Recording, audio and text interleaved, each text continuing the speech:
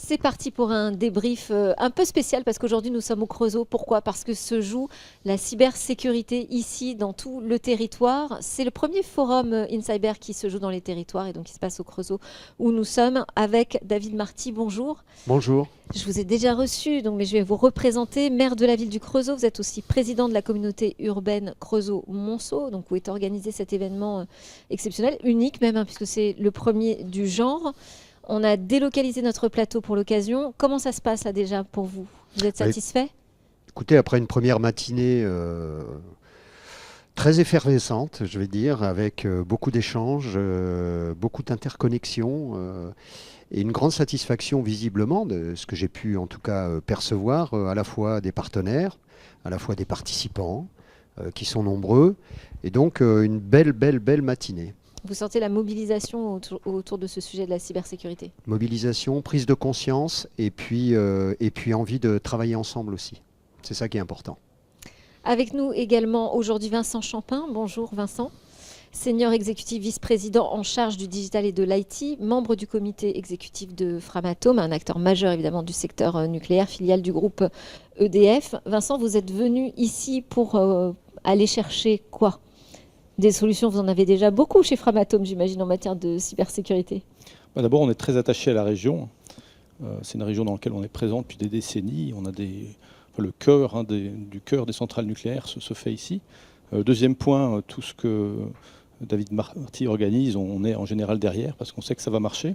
Et puis troisième point, la cybersécurité, c'est un domaine extrêmement important, particulièrement important pour les industries critiques. Les industries critiques, c'est des industries dans lesquelles les risques vont coûter très cher. Et de plus en plus, parmi ces risques, il y a des risques cyber. Et donc, aujourd'hui, assurer la sécurité d'un équipement nucléaire, c'est pas seulement avoir des gardes, avoir une cuve qui résiste à tous les scénarios de pression, c'est aussi être sûr que les systèmes informatiques résistent à toutes les attaques. Et donc, on est venu pour rencontrer notre écosystème, pour présenter nos solutions, et puis aussi pour écouter ce que nos clients et nos partenaires ont à nous dire. Également autour de la table, Vincent Thomas, bonjour. Vous êtes bonjour. Président de l'Université Bourgogne-Europe, ainsi que vice-président du Conseil des moyens et des personnels de France Université. Les universités font partie des cibles aujourd'hui des cyberattaquants? Ah oui, quotidiennement nous sommes attaqués avec un pic toujours avant les vacances de Noël. Sans doute, est-ce le Père Noël hacker qui nous attaque, mais pour nous, la cybersécurité, je nous considère comme une industrie du cerveau et de la compétence et des métiers, des futurs métiers. Et nous sommes évidemment, comme toute entité un peu importante, extrêmement dépendant de systèmes cyber, on va dire, de qualité, résistants, résilients face aux attaques dont nous sommes les cibles. Et puis, puisque nous formons et que nous faisons de la recherche, eh bien oui, nous formons aussi nos étudiants à la cybersécurité et nous menons également des actions de recherche dans ce domaine. Et enfin, Nicolas Huez est avec nous. Bonjour Nicolas. Bonjour. Vous êtes cofondateur et CTO d'Interstice. D'ailleurs, je suis passée devant pour arriver jusque dans notre studio ici. Donc, entreprise de la région, entreprise française, lauréate d'un appel à projet France 2030. Interstice est à la tête du consortium Hexagone qui développe une suite collaborative hautement sécurisée et puis ce qu'on appelle aujourd'hui souveraine, alternative à Microsoft 365. Est-ce que là, au sein de l'écosystème, quand je dis ça, ça résonne? Aujourd'hui, on cherche des alternatives? Oui, vous avez tout à fait raison. Donc là, avec tout ce qui se passe sur le contexte géopolitique, je pense que la prise de conscience, elle est nécessaire. Elle est nécessaire au niveau des organisations, à la fois publiques, privées et tout type d'organisation. De se poser la question, c'est mes données, est-ce qu'elles sont sécurisées? Première question.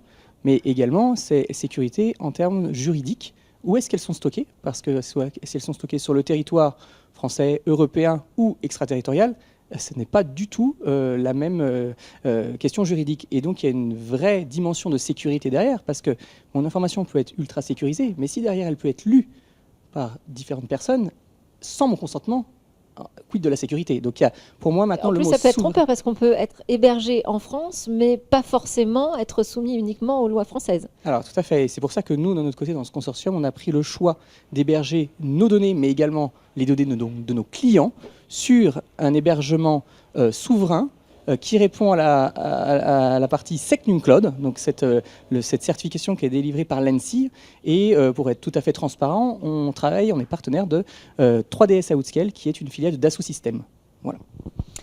Alors, notre sujet aujourd'hui, c'est la cybersécurité de manière générale, mais en particulier pour les collectivités. Qu'est-ce que ça veut dire, David Marty ?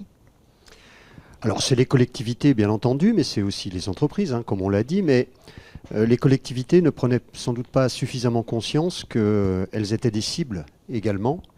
Et nous avons eu de nombreux exemples de collectivités qui ont été attaquées. Pas très loin d'ici d'ailleurs, hein, on en a eu quelques-unes. Nous sommes nous-mêmes attaqués régulièrement, avec peu de conséquences parce que nous nous préparons. Mais il peut y avoir des conséquences fortes, ça a été le cas, je vous dis, dans certaines villes autour de nous, des hôpitaux également, publics. Et donc il faut absolument que les collectivités, qui sont des acteurs quelque part aussi économiques, de par leurs investissements, de par le service public qu'ils rendent, soient parfaitement armés pour contrer ces attaques. Ça veut dire quel défi à relever aujourd'hui ? Le défi, c'est d'abord la formation du personnel. Pas simplement du personnel au niveau DSI, hein, c'est la formation de tout le personnel sur les gestes, sur les habitudes à prendre, sur les attentions particulières, de manière à détecter ce qui n'est pas normal. C'est aussi une affaire ressources humaines, bien entendu, c'est-à-dire de se doter de personnels qui sont en capacité, eux, de contrer les attaques et d'être en permanence en plus formés, parce qu'on voit bien que c'est un secteur où les hackers, eux, vont très vite, se forment très vite aussi aux nouvelles technologies, aux boucliers qui sont mis en place et arrivent à les contourner. Donc c'est une formation quasi permanente. Ça nécessite des moyens financiers, mais c'est des moyens financiers qui sont obligatoires, faute de quoi on se retrouvera complètement paralysé, quoi. Vincent Champin, en termes de politique publique, comment vous avez vu les choses évoluer ? Parce que je dois rappeler quand même que vous avez débuté votre carrière dans la haute fonction publique. Vous étiez directeur du cabinet d'Éric Besson, qui était à l'époque le secrétaire d'État au numérique sous le gouvernement Fillon. Vous pensez qu'on a pris un peu de retard sur cette question cyber ? Alors, deux choses. On a évolué. Il y a une vingtaine d'années, on avait créé l'ANSSI. À l'époque, il n'y avait pas d'organisme central qui pouvait comme ça travailler à la fois sur les risques cyber internes à l'État, puis les risques externes. Mais la menace, elle a aussi beaucoup évolué. Et je vais donner quelques chiffres. Aujourd'hui, le nombre de personnes qui travaillent aux cyberescroqueries de toute nature, hein, c'est des personnes qui vous envoient des faux SMS sur le compte de formation jusqu'aux hackers. On estime que ça emploie entre 500 000 et 1 million de personnes dans le monde. Donc c'est une force de frappe extrêmement forte. Aux États-Unis, le coût des cyberescroqueries, on estime que ça fait 6 fois le coût des vols de voitures. Donc ce n'est pas quelque chose de marginal du tout. Donc est-ce qu'on a pris du retard ? J'allais dire qu'on s'est amélioré, la menace a progressé, puis surtout elle a changé de nature. Ces sujets, c'était vraiment des sujets d'hypertechniciens il y a 20 ans. Enfin, la personne commune ne s'en occupait pas. Aujourd'hui, en fait, le principal maillon faible, c'est des maillons faibles en termes, comme ça a été évoqué par David Marty, en termes de culture, de formation. Pour donner un exemple, vous allez dans une usine, quelqu'un qui ne porte pas ses gants ou son casque, tout de suite on va le remarquer. Vous venez 2 fois de suite dans la même usine, il y a toujours le même problème, là vous allez parler au patron d'usine. Bon, maintenant, une entreprise dans laquelle 2 fois de suite un salarié va cliquer sur un lien de phishing, est-ce qu'on va être aussi vigilant ? Peut-être pas. Alors, pour rassurer, je pense que ce n'est pas très différent ailleurs dans le monde. Je pense qu'on a vraiment des talents, et ça a été évoqué aujourd'hui, hein, on a une industrie qui se développe, Framatome fait des solutions, on développe des solutions souveraines, mais je pense qu'on sous-estime la force de frappe. C'est devenu une industrie qui, en termes de taille, est plus importante que par exemple l'industrie du cinéma au niveau mondial. Oui, il faut bien prendre conscience de ça, effectivement. Alors, vous nous l'avez dit, Vincent Thomas, à l'université, on a pris conscience de ces sujets, on a des formations aussi en matière de cybersécurité. Pour autant, il y a encore des choses à faire. Lesquelles ? Alors, les choses, elles sont à destination, effectivement, aussi des collaborateurs de l'université, des personnels de l'université. Et ne serait-ce que ce matin, je présidais le conseil du numérique de l'université Bourgogne-Europe et nous avons soumis la charte des bonnes pratiques que doivent suivre l'ensemble des personnels, y compris le président, avec les mails, avec les sites sur lesquels nous allons, avec les sollicitations qu'on a, avec différentes formes de hacking qui sont assez courantes chez nous. Donc ça, c'est vraiment le premier aspect. Le deuxième aspect de notre activité, c'est de former nos jeunes. Juste avant de parler des jeunes, mais juste pour revenir sur l'université, c'est combien de personnes? Parce que Alors c'est j'imagine 3000 qu'en plus, il y a- personnels, c'est 3000 personnels. Alors si on élargit, Et puisque ça nous sommes tourne beaucoup restructurés, on a un turnover qui est... on a plusieurs catégories de personnel, fonctionnaires et des contractuels. Chez les contractuels, il y a plus évidemment de turnover, mais globalement l'emploi est stable chez nous. Voilà. Et Donc- puis c'est 35 000 étudiants Ouais. qui sont des usagers de nos services informatiques, nos réseaux, qui ont tous des comptes, des boîtes mail, etc. Pour nous, la sécurité, c'est quelque chose... Si vous voulez, j'ai appris au fur et à mesure de ma fonction de président à devenir de plus en plus paranoïaque. Je peux vous l'assurer, au début, j'estimais que mes services numériques, ma direction numérique, exagéraient un peu. En réalité, pas du tout. Et donc, on parlait de matériel et de coûts. Je sais ce que c'est un pare-feu à 800 000 €, si vous voulez. Mais je sais aussi, et je rejoins le président Marty dans son propos de tout à l'heure, je sais aussi qu'aujourd'hui, de même qu'on ne peut pas travailler sans électricité, on ne peut pas travailler sans réseau numérique. C'est devenu totalement impossible. Cela vous replongerait au temps des cavernes. Et il n'y a plus d'activité possible sans réseau. Alors, a fortiori dans le domaine économique, parce qu'il y a un résultat économique à avoir, mais pour nous, c'est l'absence de réseau qui fonctionne, c'est synonyme d'arrêt total de toute activité de recherche, de formation. On ne peut plus travailler. Alors, seuls les paranoïaques survivent, dit Andy Grove. On a parlé de la question de la souveraineté qui fait partie de la sécurité, mais j'ai aussi dit que c'était ce sur quoi vous travaillez, c'était aussi la question de l'ultra-sécurisation de cette suite collaborative. Qu'est-ce que ça veut dire? Qu'est-ce qu'on met derrière l'ultra-sécurité? Eh bien, déjà, je rejoins ce que vous disiez tout à l'heure. Il faut savoir que 80% des attaques cyber sont dues à l'humain. Donc la sensibilisation, pour répondre clairement à votre question, elle est majeure. On a une personne, un RSSI en fait, chez nous en interne, qui ne fait que ça, qui fait de la sensibilisation à la sécurité. Toute personne qui arrive chez Interstice, direct, son premier jour, elle a 1h30 de sensibilisation à la sécurité. Qu'est-ce que le phishing? Quelles sont les bonnes pratiques? Qu'est-ce qu'un coffre-fort numérique? C'est ça la base. Ça, c'est sans ça, et comme je vous le répète, 80%. Donc déjà, on élimine quand même beaucoup de choses. Première chose. Deuxième élément, donc ça passe par le personnel, mais également par la sécurisation des réseaux, comme vous l'aviez indiqué, et donc des personnels formés. On a parlé de sensibilité, mais là je parle de formation technique, comme vous l'aviez évoqué tout à l'heure dans les parcours que vous proposez. D'où mon intérêt. Donc ça c'est l'élément essentiel, que ce soit ce que vous disiez tout à l'heure, David, que ce soit du régulier. On ne se forme pas et après c'est fini. Non, c'est une formation régulière pour se rappeler des choses. C'est comme un incendie qu'on disait tout à l'heure. Des incendies, des tests d'incendie se font régulièrement. C'est exactement la même chose. Troisième élément, c'est du chiffrement de la donnée. Ces éléments, cette donnée, elle ne peut pas être accessible, elle est chiffrée sur certaines normes et qui correspondent à des normes validées. Et bien évidemment, le stockage. Où est-ce que ma donnée est stockée? Voilà les grandes lignes un petit peu sur lesquelles on travaille. Et ça, ce sont des arguments qui sont écoutés aujourd'hui par les clients? Oui. De plus en plus. De plus en plus, je pense que, dans un premier temps, en tout cas, tout dirigeant, organisation publique ou privée, déjà doit se poser la question de la sécurité. Pour moi, ce n'est plus, ce qu'on disait tout à l'heure, quelque chose qui est à part. En fait, la sécurité, non, ça doit être du quotidien. La sécurité, en tout cas chez nous, c'est du quotidien là-dessus. Tout ce qu'on fait, on se pose des questions de sécurité. Et donc, c'est où est ma donnée? Et donc, où elle est stockée, comment elle est maîtrisée, et donc, qui peut y accéder? Mais c'est pas facile de s'y retrouver parmi la quantité d'offres, j'imagine, de cybersécurité que vous voyez. Ici, on en a beaucoup de représentants aussi. Comment est-ce qu'on fait son tri? Comment est-ce qu'on fait son choix? Quelles sont les priorités? Qu'est-ce que vous regardez en premier? Je voudrais rebondir sur ce qui vient d'être dit avant, si vous permettez, par rapport à la question que vous avez posée, en disant, mais est-ce que maintenant vos clients sont sensibles à ça, etc.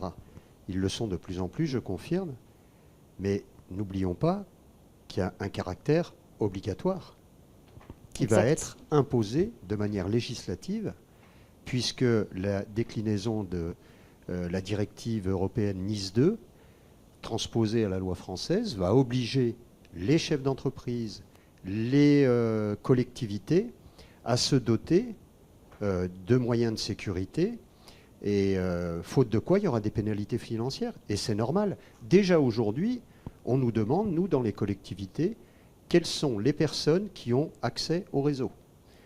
Et on est obligé de donner nominativement les personnes qui ont accès au réseau. Donc il y a un caractère obligatoire pour un certain seuil de collectivité ou d'entreprise qui va être fixé. Sinon, on paiera des pénalités. Alors après, comment choisir, avec qui travailler, comment ? Eh bien, vous voyez, c'est tout l'objectif de ce forum. C'est pour ça qu'on a fait aussi ce forum InCyber sur les territoires, parce que, ben oui, quand vous allez à Lille, à Tokyo, etc., oui, vous avez là toute une catégorie de professionnels, d'experts. Dans les territoires, c'est moins évident. Et donc l'intérêt de faire ce forum, c'est aussi qu'au plus près des territoires, les entreprises puissent avoir des interlocuteurs crédibles qui vont les aider, qui vont les accompagner. Et ça, c'est fondamental. C'est fondamental. Vous savez, dans une petite entreprise, un artisan qui se voit attaqué, il est seul, il est démuni. Seul et démuni. J'ai des exemples. Seul et démuni. Eh bien, depuis que nous faisons ce travail avec le FIC, avec le général, etc., ils ne sont plus seuls. Parce que dès que j'en ai la connaissance, ou dès que quelqu'un dans mon entourage a la connaissance, qu'est-ce qu'on fait ? On téléphone, on passe un coup de fil, on dit, là, on a une entreprise, comment on fait ? Et là, ça fonctionne tout de suite. Donc, l'objectif, c'est de développer ce réseau de manière à ce qu'on ne se sente plus seul et que dès qu'on est attaqué, à ce moment-là, il y ait tout un réseau qui se mette en place et qui agisse. Je vais faire la promotion du 17 Cyber. On a eu cette initiative qui a été lancée par le groupement d'intérêt public ACIMA, la gendarmerie nationale, la police nationale qui est derrière, avec vraiment un point de contact unique. Si on a l'impression d'avoir été victime d'une cyberattaque, en tout cas, ça fait un point de contact important. Parce qu'on dit, c'est vrai qu'on est sorti du champ de la cybersécurité réservée aux techniciens, mais ça reste quand même un sujet pointu. Quand on est à la tête d'un groupement universitaire, comment on s'y retrouve ? Comment on trouve les bons interlocuteurs ? On trouve les bonnes solutions ? On a des gens particulièrement compétents dans nos services, qui sont de très haut niveau, qui ont souvent un doctorat en informatique, qui sont ingénieurs de recherche, ingénieurs d'études, et qui sont totalement à la pointe des évolutions technologiques, qui se forment, qui s'auto-forment parfois, qui se forment entre eux, et qui prennent aussi appui de l'expertise qu'on peut trouver ailleurs, à l'extérieur. Et vous avez cité l'ANSSI tout à l'heure. Nous avons une cyberattaque le jour où nous sommes passés, on fait une transformation, nous sommes passés de l'Université de Bourgogne à l'Université Bourgogne-Europe le 7 janvier, le lendemain des vacances de Noël. À 16h le lundi, nous avons subi une attaque qui venait du Brésil et qui nous a immobilisés jusqu'au lendemain 11h du matin. Eh bien, nous sommes appuyés sur l'ANSSI. C'était un peu notre 17 cyber, n'est-ce pas ? Et nous avons pu non seulement résister grâce au travail conjoint et à la compétence très pointue de nos agents, travail conjoint donc de nos agents et de l'ANSSI, eh bien, nous avons pu résister et rétablir l'intégralité de notre système en quelques heures. Voilà. Réactivité, une mobilisation également, parce qu'il y a de l'humain derrière. Président Marty, vous avez parfaitement raison. Nous avons une équipe de permanence, 24 heures sur 24, 365 jours par an, enfin 4 ou 5, ça dépend des années bissextiles. Et donc, dimanche, jour férié, Noël, vraiment en permanence. Donc, être attentif, bien sûr, et puis être compétent. Je crois que la compétence dans ce domaine est absolument indispensable. Outre, évidemment, la nécessité, comme je le mentionnais tout à l'heure, de réaliser les investissements nécessaires, parce qu'il n'y a pas que de la connaissance et du software, il y a aussi du hardware. Et oui, d'investissement. Si on regarde plus précisément dans l'industrie, le niveau de la menace, les conséquences d'une cyberattaque, on comprend bien la criticité du sujet. Il y a ce défi aujourd'hui dans l'industrie de l'IT et de l'OT. Comment est-ce qu'on va sécuriser tout ça ? Est-ce qu'il faut mettre justement des parois étanches entre son IT et son outil? Comment est-ce qu'on s'organise face aux nouvelles attaques? Parce que les attaques se renouvellent aussi avec l'arrivée de l'intelligence artificielle. Il faut être créatif des deux côtés. Alors, les attaques se renouvellent à chaque nouvelle technologie. Chaque nouvelle technologie apporte des vulnérabilités, premier point. Deuxième point, c'est infiniment plus facile d'attaquer que de se défendre. Celui qui attaque, il entre par une fenêtre. Celui qui doit se défendre, il doit regarder toutes les fenêtres possibles et la porte également. Alors, l'enjeu dans l'industrie, par rapport à ça, c'est d'abord, comme on l'a dit tout à l'heure, on a à la fois des risques qui sont des risques économiques ou industriels ou de réputation. En gros, les risques pour nous, c'est le sabotage, le risque réputationnel, c'est-à-dire des documents qui devraient sortir, qui ne devraient pas sortir et qui sortent, l'image de l'entreprise, surtout quand elle est dans les domaines critiques, l'exfiltration de données confidentielles internes ou l'exfiltration de données à des clients. En fait, quand on est une grande entreprise, le premier risque, c'est ce qu'on appelle le risque supply chain, c'est-à-dire des fournisseurs qui vont être moins solides en cybersécurité que vous l'êtes vous-même. Et donc, il faut regarder tout le monde. Tout le monde, y compris le stagiaire que vous recrutez pour un mois, ou même le stagiaire de seconde qui va venir pour 3 semaines, qui ne va pas avoir une formation de cybersécurité. Et s'il a une machine, il est un risque. Donc ça, c'est quelque chose auquel il faut faire attention. Deuxième point, on a coutume de dire que le logiciel mange le monde. C'est-à-dire qu'il y a de plus en plus de choses qui sont faites par des logiciels. Et donc, de plus en plus de problèmes à ce que les logiciels s'arrêtent. Avant le Covid, une panne réseau dans une entreprise d'université, ça n'avait aucune conséquence si elle durait 5 minutes. Au jour d'aujourd'hui, immédiatement, tous ceux qui sont sur Teams vous appellent en disant « il y a un problème, est-ce que tu peux le réparer ?» Donc on est de plus en plus dépendant à la technologie. Et donc, du coup, il faut faire de plus en plus attention. Et puis, deuxième point, comme ça a été dit par le président Marty, les réglementations gagnent en maturité. Et donc, il faut à la fois se protéger économiquement et puis surtout être en règle par rapport aux réglementations. Et sur l'IT-OT, en fait, les deux convergent. C'est-à-dire qu'il y a 20 ans, on avait effectivement les systèmes informatiques des usines qui étaient coupés d'Internet et qui étaient dans une zone à part, et les systèmes IT des gens dans les bureaux. Au jour d'aujourd'hui, c'est souvent les mêmes machines, les mêmes technologies, tout est connecté. Donc plus de risques. Et plus de risques à tel point que Gartner, depuis 2023, n'utilise plus le terme OT parce que pour eux, tout ça a convergé. Oui, et avec cette pression quand même dans l'industrie de passer à l'industrie 4.0, avec la 5G, la 6G, donc on augmente considérablement les surfaces d'attaque. On augmente considérablement les surfaces d'attaque. À moitié plein, à moitié vide, pardon. Et si je compare d'ailleurs les méthodes qu'on a de gestion des risques dans la partie nucléaire, où on gère aussi des risques très sérieux, et dans la partie informatique, la difficulté, c'est que vous devez articuler des milliers de briques Lego qui sont plus ou moins documentés, dont les comportements, quelquefois, peuvent avoir des défauts, alors que dans la partie nucléaire, la cuve, vous la connaissez, vous l'avez faite, vous avez fait des études, donc la partie informatique, elle pose des challenges en termes de gestion des risques qui sont d'une très très grande complexité. On évoquait la question de l'investissement nécessaire. Quand on est du côté de la fourniture du service sécurisé, ça veut dire qu'il faut aussi mettre beaucoup d'investissement. Oui, tout à fait. Que ce soit un investissement financier, déjà, au-delà de ça, c'est bien choisir ses partenaires. Je pense que c'est essentiel. 2, c'est les contrôler et maîtriser, bien évidemment. Et ensuite, effectivement, on parlait d'investissement, c'est investir dans ses partenaires et investir également dans l'humain qui est au sein de la société pour pouvoir, au bout du compte, capitaliser là-dessus et d'arriver à avoir un niveau d'excellence en termes de fonctionnalité, mais également conjointement en termes de sécurité. Pour moi, c'est lié. Et donc, on vend de la sécurité chez Interstice. Et donc, c'est d'arriver à avoir un haut niveau d'exigence à ce niveau-là. Et donc, forcément, ça passe par de l'investissement. Pour faire simple, nous, on ne travaille qu'avec du SecNumCloud, qui est, je vous rappelle, une certification délivrée par l'ANSSI, qui est un des plus hauts niveaux en France. Eh bien, c'est 20% plus cher en termes d'hébergement qu'un hébergement standard ou sur d'autres cloud providers. Donc, c'est un vrai investissement. Être sur une technologie souveraine, ça coûte plus cher.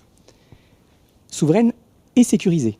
Donc oui, ça coûte plus cher, mais la sécurité a un coût, on l'a dit tout à l'heure. Maintenant, pour moi, on est dans un monde où il n'y a plus de questions à avoir là-dessus. Bien évidemment, il y a des réflexions, il ne faut pas y aller n'importe comment, mais la sécurité doit être prise en compte et elle a un coût. Oui, c'est vrai, qui n'est pas neutre, loin de là, mais elle est essentielle. Sinon, on ne pourra pas te faire de cyber, ça c'est sûr. Oui, mais bon, c'est moins facile à vendre une solution onéreuse parce que les budgets sont contraints.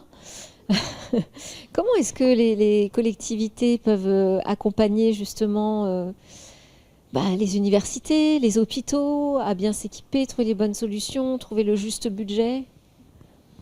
Les collectivités, elles accompagnent globalement tous les acteurs économiques, tous les acteurs institutionnels qui sont sur leur territoire. Hein. C'est ce que nous faisons à la communauté urbaine. L'université, on a des relations permanentes avec le président Vincent Thomas, avec ses équipes, ses vice-présidents. Et nous sommes là pour justement les aider en cas de besoin, bien entendu, avec nos propres ressources, comme ils peuvent nous aider avec leurs ressources également. Et donc, c'est ce travail partenarial qui fait qu'on arrive à accompagner sur l'ensemble du développement, soit d'une entreprise, soit d'une institution. C'est notre rôle en tant que collectivité. En tout cas, c'est comme ça que nous avons voulu le faire ici. C'est ce qu'on appelle l'accompagnement 360, sur tous les étages du développement. Et je ne dis pas qu'on arrive à tout faire, mais en tout cas, rien que le fait d'être aux côtés des acteurs, c'est déjà pour eux un soutien. Et puis, quand on parle de coûts, parce qu'effectivement ça nous coûte à toutes et à tous, mais quand on n'a pas le choix, de toute façon, il ne faut pas réfléchir, parce qu'on n'a pas le choix. Vous savez, dans une entreprise, aujourd'hui, un chef d'entreprise, si je parle ici des entreprises sur notre territoire, les plus importantes, les chefs d'entreprise sont d'abord jugés sur la sécurité, avant même le chiffre d'affaires. C'est-à-dire un chef de site dans une industrie où il y a 15 accidents de travail dans l'année, il ne restera pas, même si le chiffre d'affaires est bon.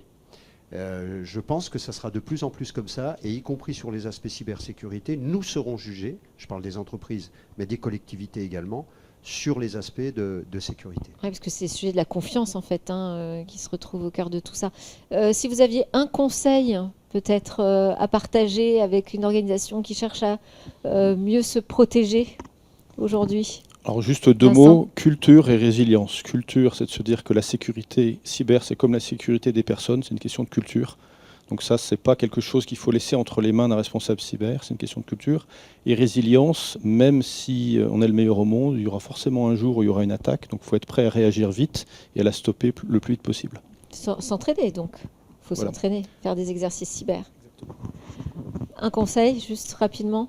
Si j'avais un conseil, ce serait de se faire accompagner, de se faire aider par, si possible, des acteurs locaux, tant qu'à faire, mais de bien se faire accompagner par rapport à ça, de bien découvrir ce monde, si c'est un petit peu nouveau, et de bien comprendre aussi, ça c'est très essentiel, c'est les enjeux. Quels sont les risques et les enjeux derrière? Il faut démocratiser la sécurité. Elle est essentielle, il faut qu'elle devienne régulière. Ce n'est pas forcément quelque chose d'hyper contraignant, mais il faut que ça devienne normal et quotidien. Sans ça, ça va être compliqué. Un conseil pour vos pairs? Conseil, j'en sais rien. Un mot, anticipation.